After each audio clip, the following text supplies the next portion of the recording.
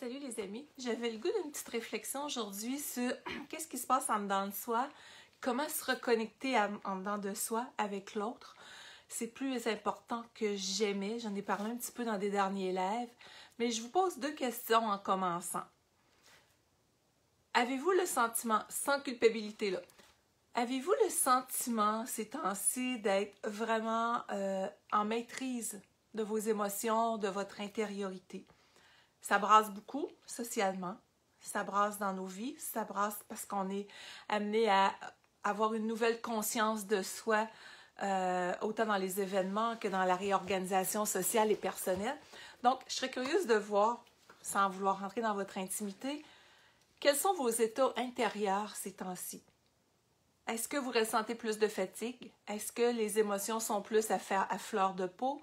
Qu'est-ce qui est là? Avez-vous le sentiment d'être vraiment dans cette maîtrise-là, sans culpabilité si la réponse est non, là? On fait juste aller chercher de la pleine conscience. La pleine conscience, c'est quoi? C'est de s'observer agir, réagir. Et merci de me mettre un petit pouce, un petit cœur qui me fait savoir que vous êtes là. Je sais, je vous le dis à chaque fois, ça rend la vidéo plus visible aussi. Vos commentaires également, dites-moi de quel coin vous êtes, qu'est-ce qui se passe en dedans de vous en fonction des questions que je vous demande. C'est vraiment beaucoup plus agréable quand on sent l'interaction, quand je vois passer vos commentaires, en même temps que je vous parle aussi. S'il y a des questions, allez-y. C'est vraiment un moment de partage. Puis j'ai le goût qu'on l'enrichisse tout le monde ensemble, de chacun notre présence. La vôtre est tout autant importante. Donc, c'est cette réflexion-là que je vais amener sur la pleine conscience aujourd'hui, l'amour qu'on se porte qui est plus important que jamais. On le sait dans notre éducation, puis avec les meilleurs parents qu'on puisse avoir eu, puis pour d'autres, ça a été moins facile. On a été élevé beaucoup dans des modèles « fais ci, fais ça, tu vas être correct » ou « tu seras pas correct ». « Conforme-toi, rentre dans le moule ». On n'en veut plus du moule pour plusieurs. On n'est pas bien là-dedans, on se sent pas... c'est les joies du direct. On se sent pas souverain de soi-même. Donc, ça déconcentre un peu, mais c'est rien. Je me ressens. Et c'est ça la pleine conscience. C'est qu'est-ce qui est en train de se passer en dedans de moi? Est-ce que je suis présente à moi? Je vous donne un exemple de présence. Si vous êtes en couple, par exemple, vous donnez un bisou à votre partenaire de vie. Oui, on se donne un bisou comme ça, mais si vous donnez un bisou, ne serait-ce que dans le dos de votre partenaire, et que vous êtes consciente de la présence du geste que vous faites à l'autre, de ressentir tout l'amour que vous avez pour cette personne-là, de lui transmettre à travers le geste, c'est assez de la pleine conscience, ça? En se reconnectant à l'autre, on se connecte à soi. Mais quand on revient au modèle éducatif qu'on peut avoir eu, quand on parle d'être souverain de soi, on a été des marionnettes d'un système bien souvent. On a été ballottés par toutes sortes de croyances et il y en a plusieurs qui se sont installées dans notre inconscient et qu'on a pris pour, comme on dirait au Québec, pour du cash, qu'on a pris pour acquise. OK, garde, si tu ne donnes pas trop ton opinion, bien tu vas être aimé de tout le monde. Prends pas trop de place. Et ça fait quoi dans une relation de couple, entre autres, ça? Ça fait quoi dans un milieu de travail quand on arrive avec des gens plus contrôlantes, des personnes plus contrôlantes? C'est pas facile. Alors, notre vie, moi j'en ai déjà parlé, si je n'avais pas eu la spiritualité qui n'a rien à voir avec la religion, dans les années difficiles, j'aurais probablement pas passé à travers. C'était tellement dur à un moment donné dans ma vie quand je me suis effondrée intérieurement de tout ce que je vous parle. J'ai eu des bons parents, mais j'étais une personne très timide qui ne parlait pas, qui endurait tout. Oh, moi, c'est pas grave, je vais m'arranger. Puis c'était toujours de me mettre de côté. L'estime de moi, la confiance en moi n'était pas au rendez-vous. Ça fait quoi? On s'effondre tôt ou tard à un moment donné où on a l'impression qu'on ne vit pas pleinement pour qui l'on est. Donc, se reconnecter à soi, c'est super important. Quels sont vos besoins? Je vous amène une réflexion. Ça aussi, je sais, j'en ai déjà parlé, mais dans le contexte que je m'en vais aujourd'hui, je trouve que c'est super important. Quels sont vos besoins affectifs? Quels sont vos besoins sexuels, ne serait-ce? Ça fait partie de la vie d'un adulte, là. Quels sont vos besoins professionnels? Quels sont vos besoins spirituels? Et c'est là que je voulais faire une parenthèse avec tout ça. Nous ne sommes pas notre relation de couple, nous ne sommes pas notre travail, nous ne sommes pas ce que la société ou les autres ont dit de nous. On est une personne, un être fondamentalement avec son âme, son essence, appelez ça comme vous voulez, qui se réalise à travers ces éléments-là.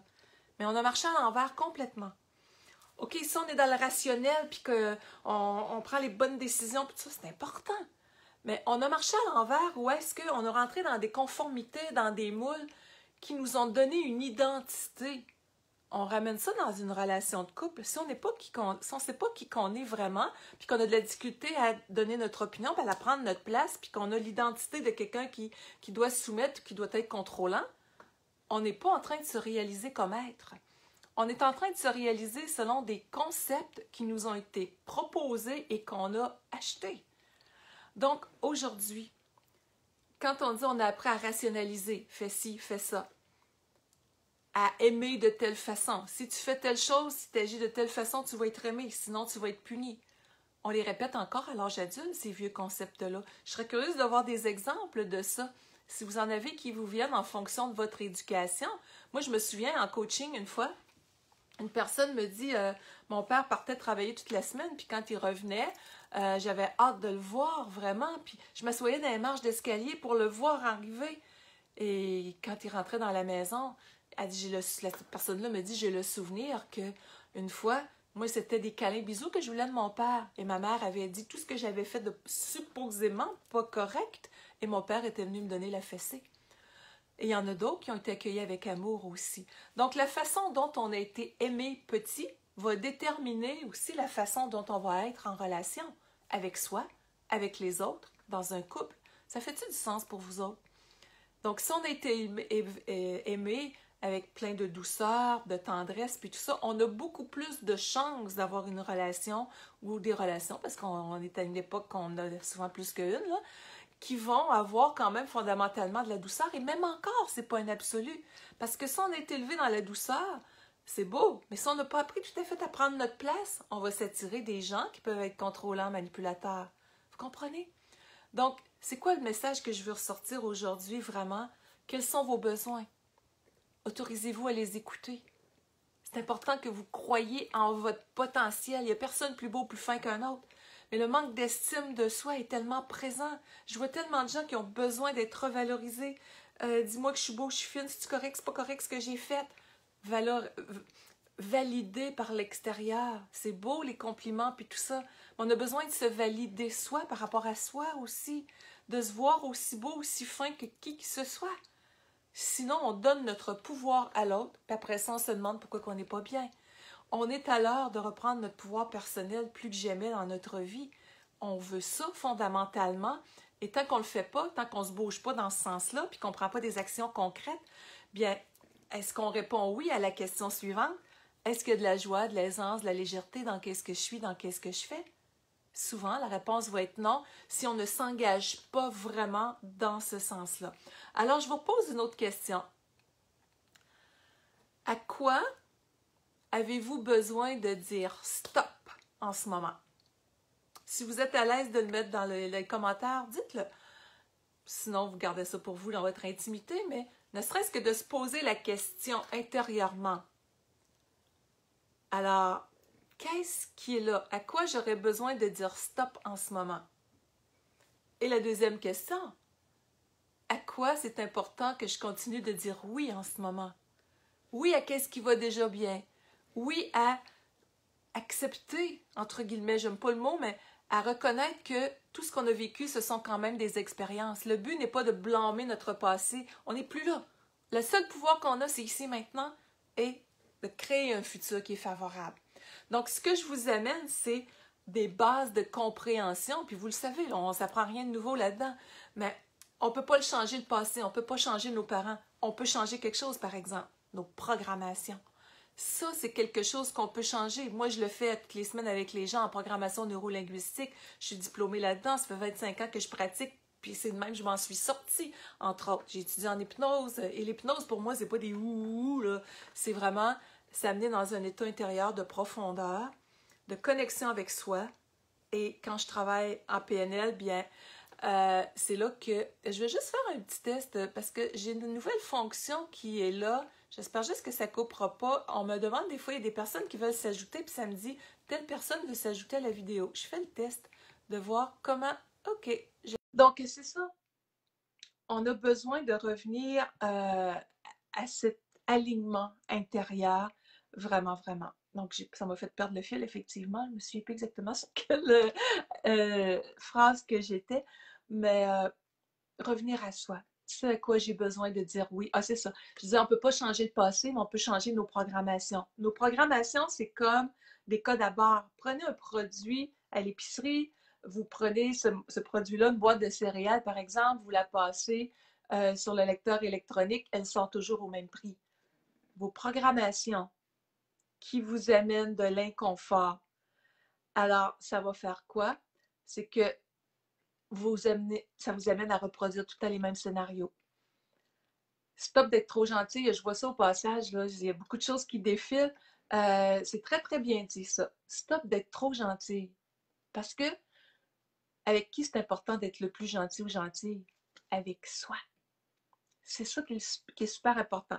Donc, nos programmations, je compare ça à un code à barre, et c'est quelque chose qui s'est installé, qu'on a cru et qu'on répète encore et encore.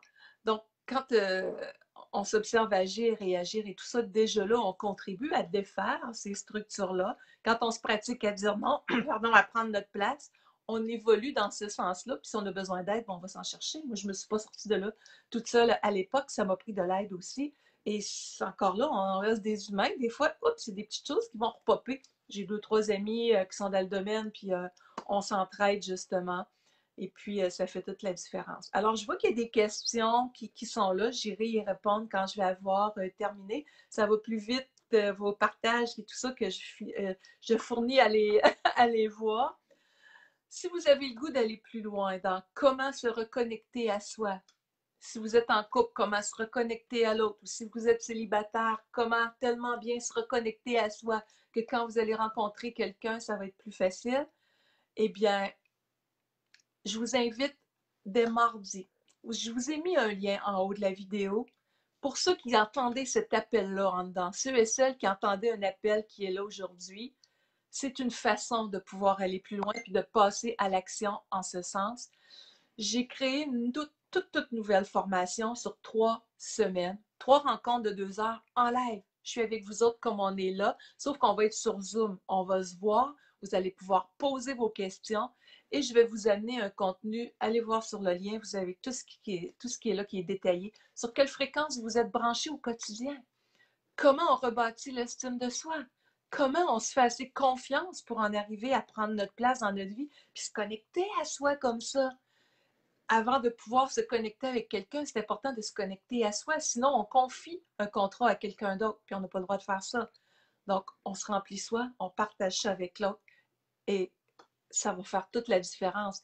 Oui, je vais l'aborder d'abord sur la connexion à soi, cette formation-là, la connexion dans une relation, mais c'est des outils qui vont vous servir autant en famille, au travail et tout ça, parce que la vie, c'est cette compréhension-là à la fois. Alors, si vous trouvez une valeur ajoutée à cette vidéo-là, merci de la partager à toute personne que ça pourrait aider. On ne sait jamais qui que ça peut aider. J'ai même une personne qui m'a écrit cette semaine pour me dire, j'avais vu une de vos vidéos un jour, je me souviens plus de quoi que je parlais, elle m'en a pas parlé spécifiquement, c'est-à-dire, elle dit, ça m'a tellement marqué, je ne sais pas si j'étais dans un décor nature, mais elle est venue vivre au Québec quelques années suite à ça pour s'imprégner de cette énergie-là. Ça avait été un espèce d'appel. Donc, elle, ça a été ça. Mais il y a quelque chose sûrement dans ce qu'on parle aujourd'hui qui fait écho à votre vie, à votre réalité, à cette sensibilité-là que l'on porte puis qu'on a le goût de vivre pleinement. Si on n'est pas vivant, si on n'est pas dans la joie, on est inexistant. On vit, sans dire on vit pas, mais on vit juste à moitié. Et si on donne toute notre énergie aux autres, l'autre vit 2 fois, puis nous autres, on ne vit pas. Donc, c'est ça qu'on va aller voir à partir du 12 janvier. Un bon 2 heures de contenu, le 12, le 19 et le 26 janvier. Et puis, on va aller vraiment en profondeur là-dedans. Des fois, pour vous autres, peut-être que c'est d'avoir un coup de pouce en privé. Allez voir sur lynnebolduc.com. Vous avez les comptes coaching. Allez voir, il y a une vidéo gratuite qui est là, qui parle des programmations aussi, comment ça fonctionne, tout ça. Et vous avez toujours sur le blog, il y a plein d'articles gratuits, il y a plein de choses qui sont là aussi pour pouvoir aller plus loin dans l'art de se reconnecter à soi, d'avoir la maîtrise de nos émotions, de nos états intérieurs. J'ai pas la prétention qu'on peut l'avoir totalement qui que l'on soit, parfaitement, mais la joie est un état qu'on se crée au quotidien, qui est bien différent du plaisir. La joie, c'est un état d'être. Et quand j'ai bâti, quand je dis je, c'est chacun de nous, là, quand on bâtit cette solidité-là en dedans, qu'on se donne les outils, on se sent en sécurité intérieurement. On ne peut rien prouver à personne. Les attentes disparaissent à un très, très grand niveau. L'attente d'être reconnu dans le regard de l'autre. C'est important si vous côtoyez des gens qu'on s'intéresse l'un à l'autre mutuellement. Tu sais, des fois, il va y avoir des proches autour de vous qui ne sauront même pas ce que vous faites comme métier ou que, je prends mon exemple, des fois, il pourrait y avoir des gens qui me côtoient mais qui ne savent même pas ce que j'enseigne réellement depuis 25 ans. Donc, c'est important de s'intéresser aux autres, mais on ne dépend plus, quand on se connecte en profondeur à cette joie, à cette sécurité, cette stabilité, on ne dépend plus de l'extérieur pour sentir que sur cette belle planète, on se réalise dans toute notre essence, dans toute notre âme, dans toute notre vitalité, puis qu'on vit vraiment enfin. Et je vous parle tellement par expérience parce que j'ai connu l'avant et après. J'ai connu des années de grande noirceur, je m'en suis sortie. Puis quand vous la sentez, cette pulsion de vie-là, je suis heureuse aujourd'hui, j'ai une note de bonheur, puis j'ai pas de prétention à dire 10 sur 10. Et c'est ça que je me dis, si j'ai réussi, tout le monde peut réussir. En s'accueillant avec douceur, bienveillance, amour, tout est possible. Alors, je vous remets les deux autres liens que j'ai rajoutés au-dessus de la vidéo. Merci de partager. Je m'en vais lire vos commentaires à l'instant, répondre à vos questions. Merci d'être là. C'est toujours un plaisir de partager ensemble. Bye bye.